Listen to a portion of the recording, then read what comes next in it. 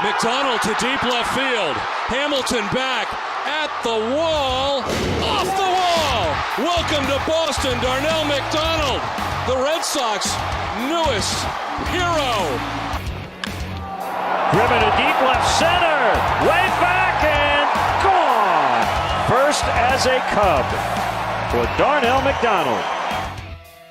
So imagine if we could focus on the baseball or focus on anything that we're doing. That's a superpower. So this is a superpower that we have. We can develop this skill of being present, being in the moment. High drive, deep left.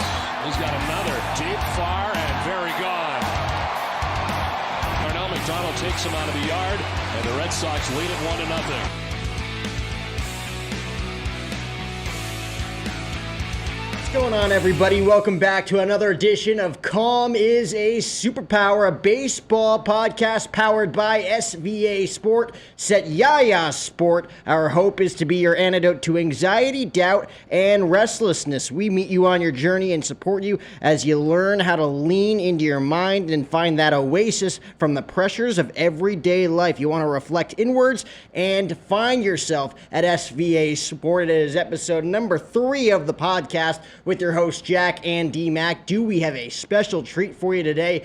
We do. It is Brennen Davis. He's the top prospect in the Chicago Cubs organization, currently at AAA Iowa with the Cubs down there. We are on the brink of seeing him play for the Chicago Cubs at the major league level at Wrigley Field, so stay tuned for that here in this 2022 season for Big B. Brennen Davis, the kid's only 22 years old. He's younger than me, and the kid has the discipline, the tenacity, the mentality, and the intuition to potentially be a Major League Baseball player this upcoming season. And he's only 22 years old, has gone through the ranks of the Cubs organization, was a second-round draft pick by the Chicago Cubs a few years back, a guy that Darnell mentored as a mental skills coach with the Chicago Cubs. And speaking of DMAC, I do want to give him a special shout-out. Congratulations to our co-host Darnell McDonald on being inducted into the Colorado High School Hall of Fame class of 2021. The Colorado High School Activities Association,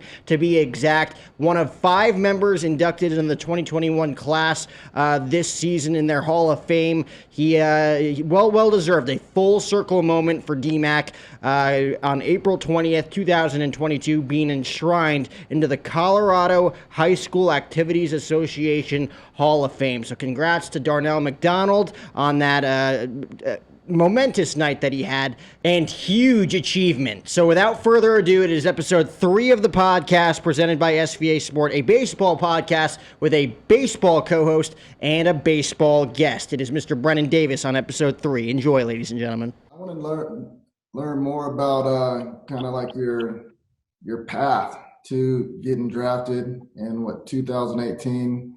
Went to Basha High School. Did you play any other sports at Basha? Yeah, I definitely played more basketball growing up. I played basketball and baseball. I played like basically everything when I was young, but at Basha, I played basketball and baseball. We ended up winning my junior year, 2017 state championship basketball. So that was pretty fun. That was a good group of guys we had. Our baseball team was always pretty good too, but we could never really pull it together in playoffs. But definitely would say I played more basketball growing up. Did you get offers to play basketball?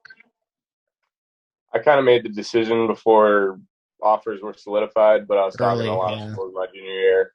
But it was nothing compared to what I was like, the attention I was getting for baseball. And I'd played baseball half the amount of time, so I was like, I could probably be good at this if I tried a little harder. Right. So it was made up in your mind, like beforehand, like even if you got offers, it's like baseball is my one love. Yeah, I mean, it was definitely 2 loves, but it came down to I wanted to be great at one sport and not just good at 2 sports. So that's kind of what the decision was. So you say you didn't play in cold weather until now, growing up in Chandler, playing all year round. You get to compete all year round. I grew up back east in Jersey, I'm not a great athlete, but like when you're not playing 6 months out of the year, it doesn't help either. So what was it like, I guess, growing up in Chandler, like Darnell was saying, going to Basha High School, having some of those experiences, and then, correct me if I'm wrong, committing to the University of Miami before you end up getting drafted? Yeah, I mean, I really didn't realize how lucky I was living in Arizona until I see this part of the country, because it is frigid over here. And I couldn't imagine like not being able to go outside because it's so cold in the winter. Like in the winter, you just put a long sleeve on in Arizona, and it's like you complain that it's cold, but it's really like 50 degrees.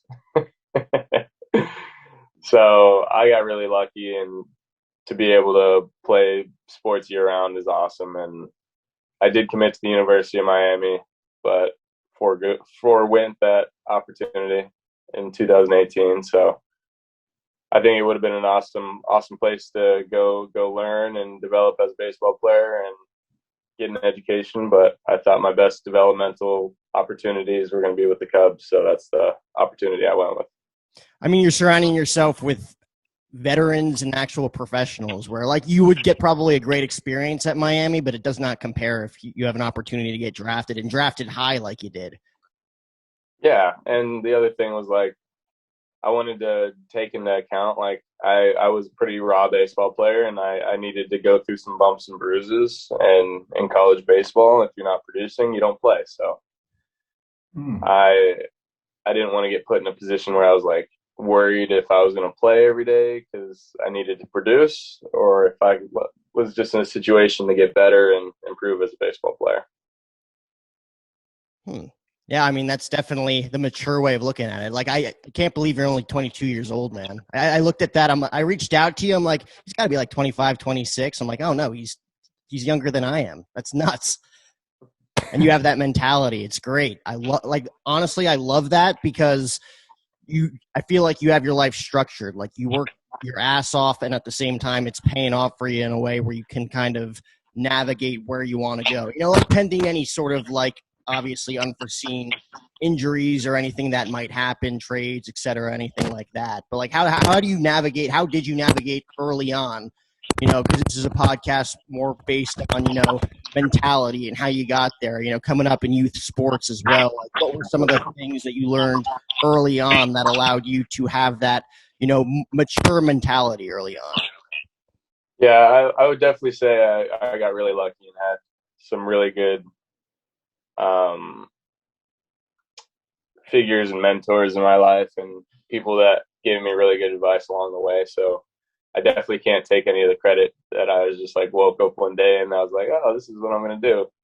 I definitely picked people's brains and learned what they've been through and what they thought about stuff. And I built my own opinions around that, but I definitely took a lot of stake in those opinions because I trusted them. So I'd say that just having a good group and a lot of good people in my corner are the reason I am the way I am today.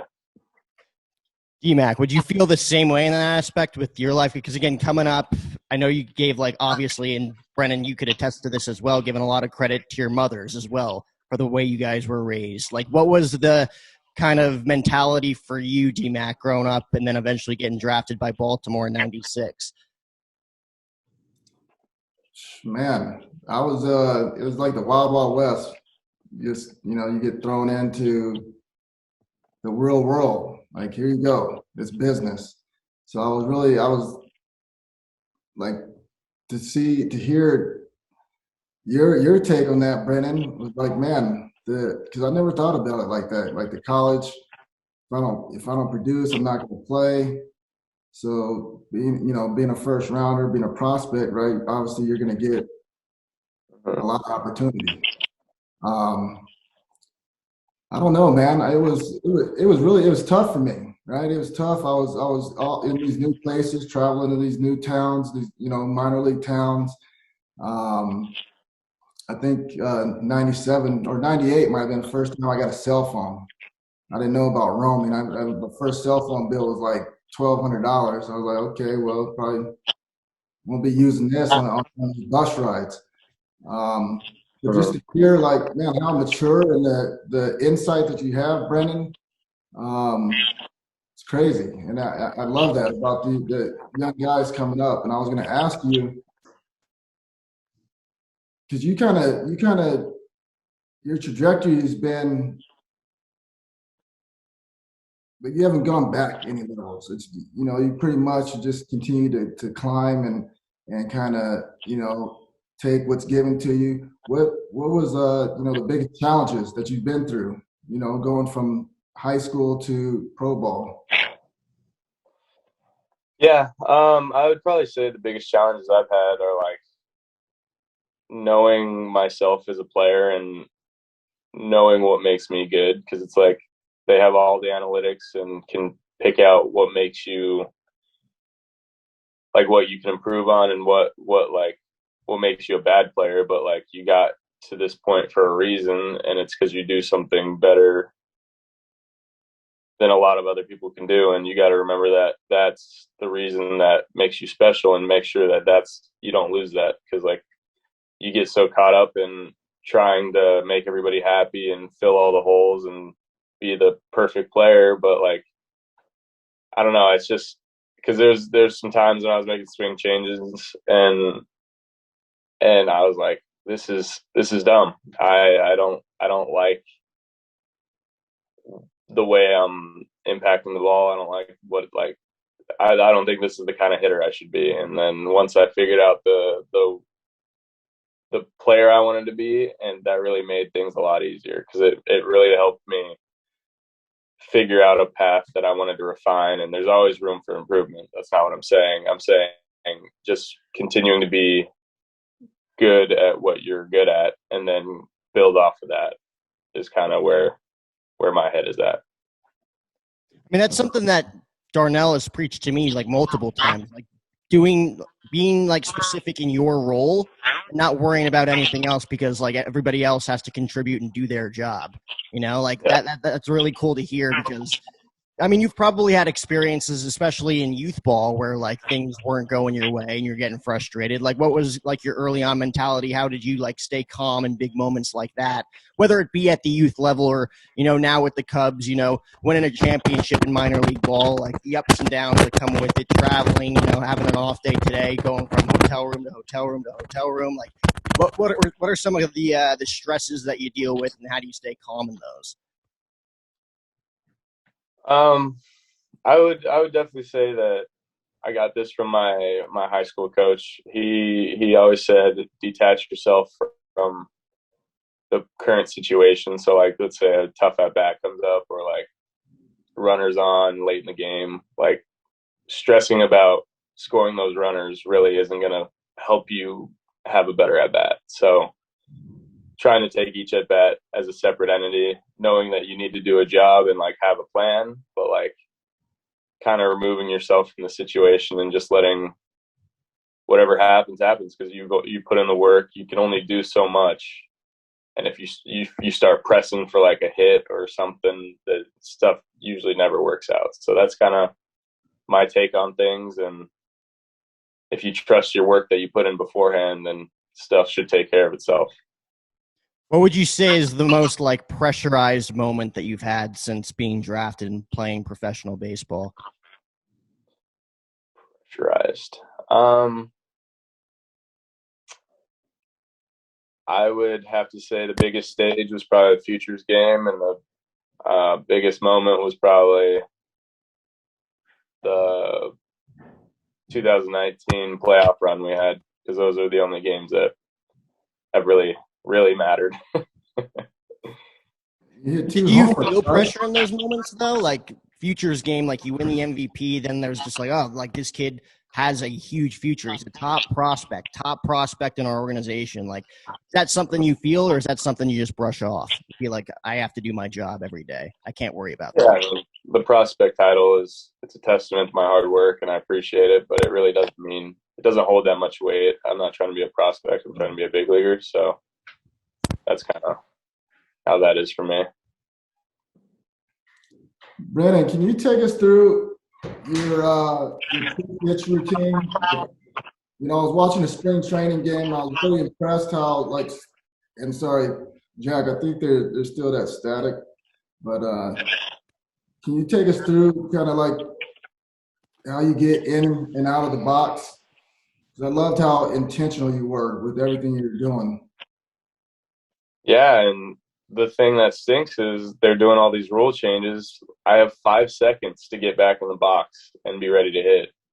So my entire routine is absolutely screwed up right now. But it honestly makes me pretty mad. But so like everything I've done for the past 3 years, I have to change.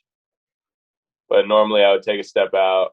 I would take a deep breath, think about the count, think about what he's trying to do to me, and then I'd look at my bat, look at the label, pick a letter, and stare at it for probably a second or two, and then take a deep breath, get back in the box, and have a plan. So that was kind of my pre-pitch routine. Right now, it's So tell me, so what happens? Like five. So who the umpire is counting 5 seconds, and if you're not back in the box in 5 seconds, what happens? So it's 5 seconds with a runner on, 9 seconds when there's nobody on. There's like the shot clock that starts at 20 when the pitchers are on the mound. So they go off of that. So like if I'm not ready to go by the allotted times, it's an automatic strike called on me. Wow. So the most important time, runners on base, where you make your living, right? And we're going to give you 5 seconds to do that. Yep. They're like, hey, like, get in the box, get ready. Interesting. Well, I know you are, man, you're really gifted. I know, you can make the adjustment. Taking what you just said, condensing that down, taking that breath, give yourself a plan, get back in there. There's different things that I know that like you've done your entire career. You just continue to adjust and evolve. That's really one thing that I have, like with what's going on with baseball. Like, man, really, why do we have to have all these different rule changes? All coming from the TV companies and people who don't play baseball, so they don't care. What else? What else do you have? Like some of the rules are because I know they try things in the minor leagues first, see if they work, and then maybe implement them in the major leagues. Is there anything that's really crazy that's going on right now? They have a 2 pickoff rule, so you can only disengage from the rubber as a pitcher twice. And if you do it a third time and you don't get the guy out, it's an automatic balk and he advances a base. So like the only way you can hold runners really is by holding your timing, but you have to throw the ball by the time the clock hits 0. So there's like, I don't really get it. They're taking the aspect of like baseball away and it's turning into pitch and hit. So I don't know. There's a few other rules. That's designed for the average fan, like the people that truly love baseball, and for those of you guys who are actually competing and making it your living. It takes so much away, I feel like. Mm-hmm. Like yesterday, I saw this highlight. It was like Kenley Jansen didn't get his amount of warm-up pitches he wanted in. He only threw 3 pitches, and then the umpire stood in front of the plate and didn't let him throw anymore because he ran out of time. And he threw 3 warm-up pitches, and I'm like, that's just, you're going to get somebody hurt. I don't care about the clock. The guy needs to warm up. He's a big leaguer. Let him do his routine. It's just crazy. I don't understand it. Yeah, it is. That's insane, and that's a big league ball game, and this is how people make a living. I can imagine, any other occupation where they're like, "Man, hurry up! You got to go. Let's go!" Like, a surgeon or someone doing surgery, or you know what I'm saying? Like, this is how you make a living. Like, and the people that appreciate the game, and the game is the game. Like, let's. Mm-hmm. I don't even want to get into that, like all that stuff. That's how crazy it is to see that happen. Like, umpire, you can't throw any more warm-ups. Stop. Let's go. Yeah. What? Just to try to speed the game up. Have you met any, like, do you have like any of your teammates or anybody that you've played with actually enjoy the new setup, or is everybody on board with like, this is just disrupting everything? Yeah, no, I don't think any player really likes it.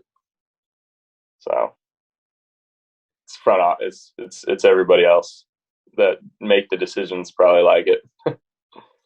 So that's one more thing that you got to think about when you step out of the box is like, okay, I got to get back in here at 5 seconds. Do you keep your eye on, is the clock in like center field or? Yeah, it's in center field. I try to just have a mental clock because it just make me mad if I looked at the clock every time because it's not even time to think. There you Step go. out, do my mental cues, and then get back in. Yep. So you could actually like strike out in an at bat if you take too much time. It's like if you're not in by 5 seconds, it's a strike.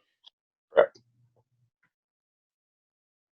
That's honestly the perfect analogy too, D-Mac. Like if a surgeon was rushed, like give them 5-10 seconds to make an incision. Like you're screwed. You're hurting yourself and you're hurting the guy that you're doing the operation on. Like there's just like if it is a universal negative for the players, for your players, like I don't understand how you could keep that going.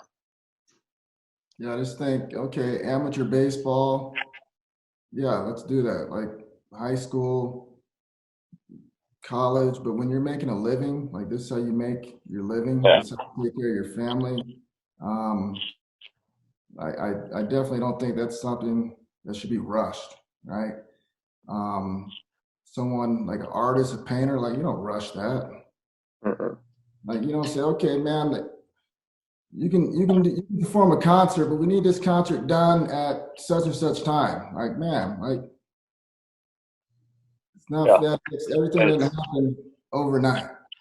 I think it's crazy. I don't think they did a good job with that one at all. Do we think it sticks over time? Because again, like I do specifically think it was designed for fans alike to speed up the process because everybody complains about pace of play. But if you are a ball player, and the most important thing is that we touched on is that you are making a living doing this at the professional level. You know, you're doing it because you worked your ass off your entire life to get there. And now you're being told of all these rule changes that really speed up your process and mess with the mental state of the game, you know, your preparation, the things that you do to get ready. Like, do you think this is something that unfortunately will stick, or do you think that the universal negativity that it comes from the players that you guys will be able to uplift that thing? I'm not 100%, but I think it's something that like the CBA agreed on during the negotiations. So I think it probably will come in like 2023 when they finalize it, if they let it happen. I don't know though. It's above my head. Just got to make an adjustment. Just stinks though, because like you've been doing something the same way for so many years, and then I feel like when I take a bad swing now, I just have to get back in the box. Like I don't have time to like get out of my system. Like I don't love it, but some people might. So we'll have to create a routine, a 5-second routine for you, and that you can start practicing maybe today on your off day. Because yeah, man, we're gonna just continue to adapt, adjust, and yeah, not even let that affect us, man. I mean, kind of on another note, I'm always interested in. Did you have any favorite players growing up, or anyone that like you wanted to emulate? And like, how did you get into baseball? I would definitely say guys like Lorenzo Cain were guys that I thought that were really, really awesome growing up, like Dexter Fowler. I was a D-backs fan, so I was too young when they were good, and then when they weren't good, I was of the age of watching sports, so I don't really have a ton of guys like that. But got into baseball just because I don't really know. Been playing it forever. It's kind of like I played every sport, and then I just really enjoyed basketball and baseball. So those are kind of the two sports that stuck. I was pretty good at baseball. I think I peaked in Little League. I was an absolute menace. Uh, but yeah, it's kind of. I think I started at age 5 playing like t-ball, like every other kid. So I've been playing for a long time. Did you have any other hobbies growing up? Like, if this didn't, pan out for you early on, was there like any, things that you'd be interested in pursuing?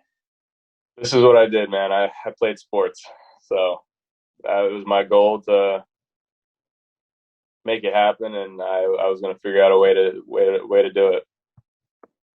See, that's the best approach to have, because if you have a plan B, like all of a sudden you put it in your head, like, oh, I got a fallback plan if anything else.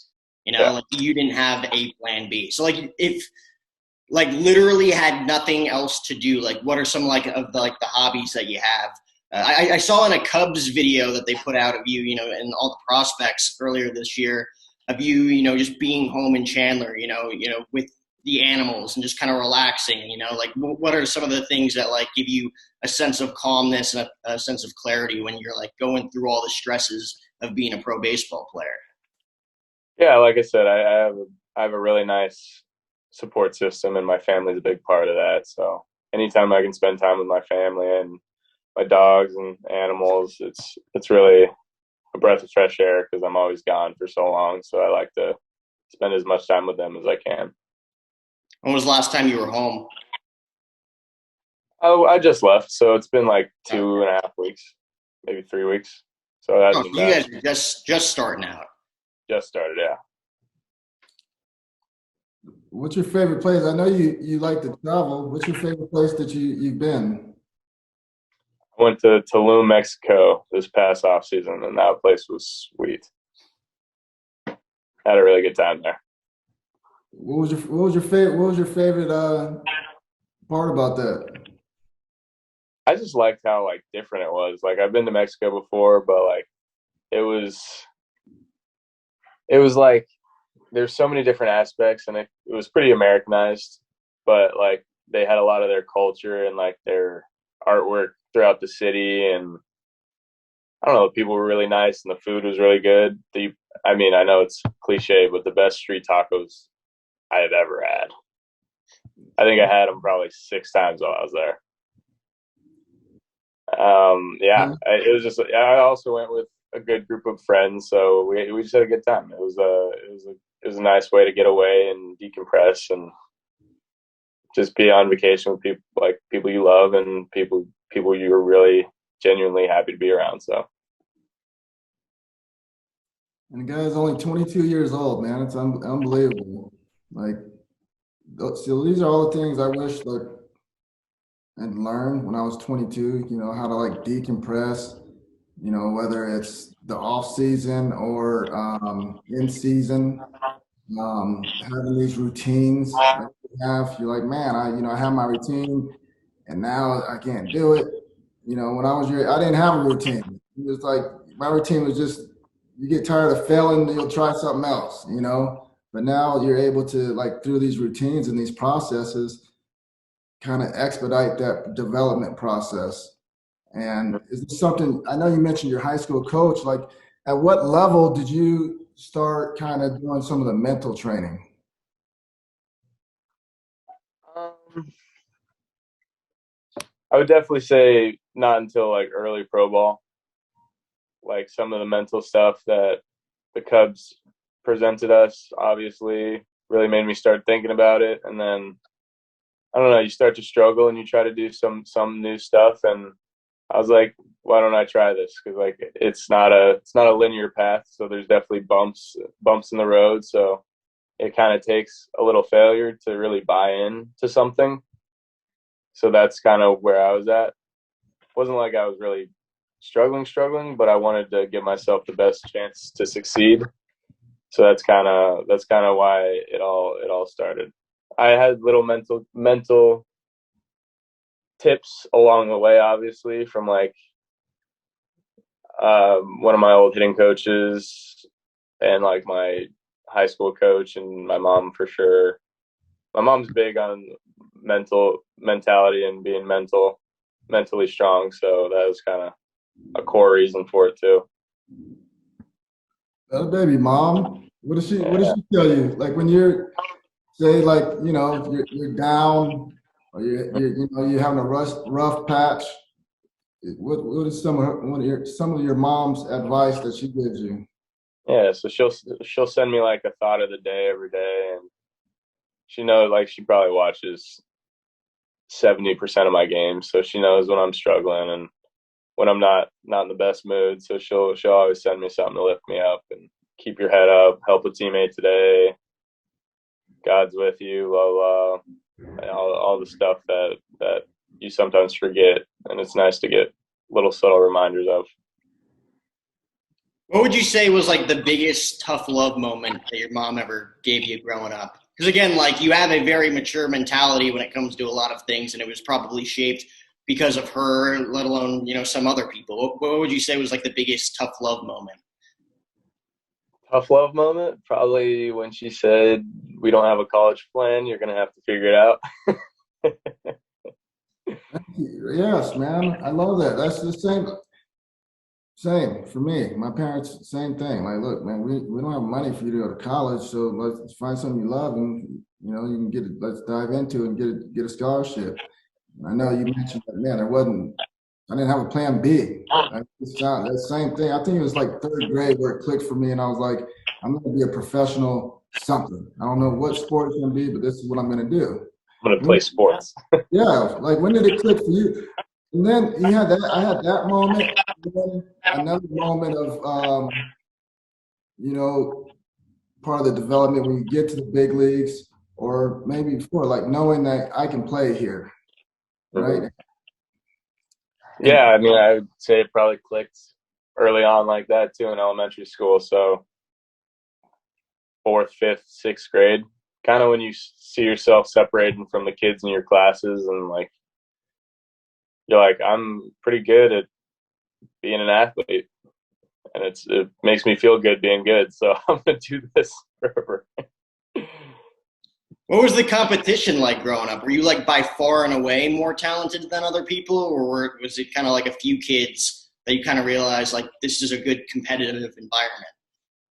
I would definitely say I had a good friend group growing up. I'm around a lot of guys that are still playing, and one of my best friends that I grew up 2 minutes away is in Double A with the Tigers. So we competed a lot growing up, and we're racing to the big leagues right now. It looks like you got him beat right now. I have a little head start, so he's gonna have to catch up. That's cool though. What is there anyone on the big league team that's kind of giving you some, like, taking you under the wing or giving you some advice about playing in the big leagues? Or I know you've been to spring training, big league spring training, maybe in the last couple of years. What have you taken from that? I've taken a lot. I've tried to absorb all I can. I'd definitely say like the outfield crew in general has kind of taken me under their wing. They're like very, very open arms and happy to help in any way they can, and like giving me tips like blah blah. In Wrigley, the wind blows crazy. Like you got to be able to do this, this, and this, and all that stuff, and stuff that you just wouldn't get from guys who don't have experience like they do. But I don't know. It's when my first spring training is kind of like an eye opener. Like these are like superstars when you're young, and now they're your peers. So it's kind of like an aha moment that you're working your way up in the world, and guys that you used to watch on TV are now your teammates. So not teammates, but like teammates for that game per se. So it's a cool moment, and it's been really fun being a part of. Have you been able to, like, not necessarily play, but like be coached or be mentored by like someone that was like legitimately like a childhood hero per se of yours growing up that you would watch on TV that you never thought that one day it'd be like, I'm actually like, I've built a relationship with this guy who I looked up to? Yeah, I mean, I wouldn't say coached, but meeting Ken Griffey was pretty awesome. That's a guy that everybody is like, wow. Like when you're younger and you see his swing and you see the way he goes about his business, and it's pretty awesome. Yeah, winning the Futures Game MVP in front of him couldn't have been bad either. That's Yeah, probably major too. wasn't too bad. So I noticed, I saw you when you came in. You got drafted with the Cubs there, and I noticed this guy is so athletic, man, and over the last couple of years, seeing you develop, man, you have a swagger about you. You know what I'm saying? I see you. It's like a quiet confidence. Would you say was it that there's still this point, man, where it's like something just clicked, man? I don't know. I would say that I don't know if it's clicked, but it's more like I've always expected myself to have success. So it's not like I'm shocked when it happens because I know I put in the work and I know what it takes and I know I'm a good player. So I don't know if there's ever one point where I was like, there it is, like I'm a good player. It's more like, all right, that's what I need to do to be a good player kind of thing. Just because I don't know, I'm the hardest person on myself and I set my expectations pretty high. That's interesting because, like, obviously to succeed at that level, you have to be hard on yourself. Have you ever been told that you're too hard on yourself and that you need to take a step back? All the time. All the time. Mainly my first few years of pro ball because I was like, this is stupid because I wasn't having all the success I wanted and I was beating myself up. I'd come in after games and be like, something's wrong with my swing. Went 0 for 4. But, like, it's just part of it. And so would you want to make an adjustment then? Yeah. Like I would want to make an adjustment because I wouldn't want to go 0 for 4 again. And then they would have to talk me out of it and be like, hey, you'll be fine. Just stick with it. And then it's a game of averages, so everything ends up working out. I mean, one day you're red hot, one day you're ice cold. I think we saw the other day, like, Vladdy Guerrero Jr. hit 3 home runs at Yankee Stadium, and then the next day went 0 for 4 with 4 strikeouts. Like, talk about a complete demeanor change. Like, it's an everyday thing that you got to relearn and reprocess and restart. Like, you can't get too high, you can't get too low. Mm-hmm. And the part that stinks about baseball is, like, I bet he felt so good at the plate after coming off that day. And then just go 0 for 4 with 4 Ks, and you're like, what's going on? It's that's the thing about baseball, man. It's so humbling, and it took me a while to learn that you can't ride that roller coaster, man, and just staying even kill. And same thing with being an entrepreneur, doing anything, man. You got to learn to just stay there. It's not easy, right? It's easier said than done. But again, having these resources or these routines that help you do that, that's, is what I found. And I mean, is there any like pre-game routines or in-game or post-game that like help you get in that zone and stay even kill? I don't know if there's anything crazy, but I definitely like to be consistent with what I do. Like, I'll go through the same hitting routine every day. I'll do the same thing off the tee every day. Do the same flip types every day. I'll vary in some different stuff. Like to challenge myself throughout the course of a season, but everything's pretty consistent hitting wise. And then pregame stretch and everything is pretty consistent with like the amount of time we have. And I don't know, I'm kind of a creature of habit, so what I do is what I do every day. And if it gets messed up, I sometimes get mad that I don't get to do my routine, which is what I'm working on, which is why the pitch clock thing makes me so mad because I'm so used to what I do, and just being able to adjust and adapt is kind of a big one for me this year. Now, on off days, are you able to take like a mental break? Because you're probably not in a normal routine on an off day, just hanging out and like figuring out like the little things to do, whether it's hopping on a podcast or getting your hair cut or kind of just like relaxing by the pool somewhere. like on an off day, is your brain turned off, or are you still like mentally wired to be like, I got to do something, I got to stay in my routine?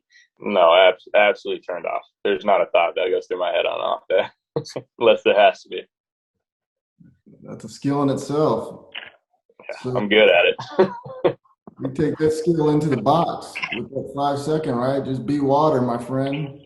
Bruce. And like I said, that alone is a skill.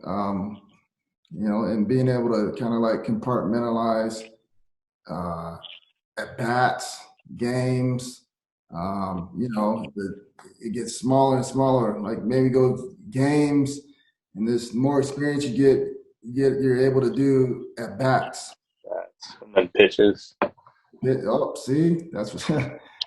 Yeah, guys on it, man. I can't wait to see you roam the outfield, man. You're definitely, the type of guy, type of player to,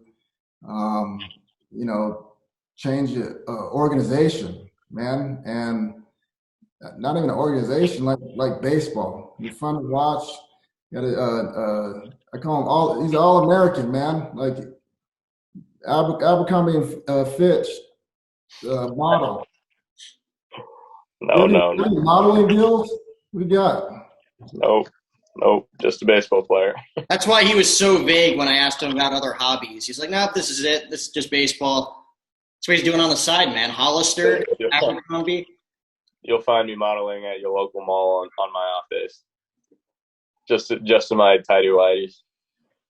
Hey, baby, they still have those? You wear those? Tidy whities? Under your baseball pants? Hey, man, well, we don't want to take too much of your off day. I really appreciate you taking some time joining us here, man. Thanks for having me on. It's a pleasure to talk. Oh, yeah, I appreciate you so much, Brennen. Go get your haircut. Do what you got to do. You got anything big planned for the day? Absolutely nothing. Probably go to a nice dinner here tonight. So check out the city. You're young, man. Live it up. Not too much, but, Yeah. Enjoy yourself. To an extent. Is there anything that you're involved in, or anything that you would like people to know about? I'm working on some stuff. I'll have more next time we talk. Okay.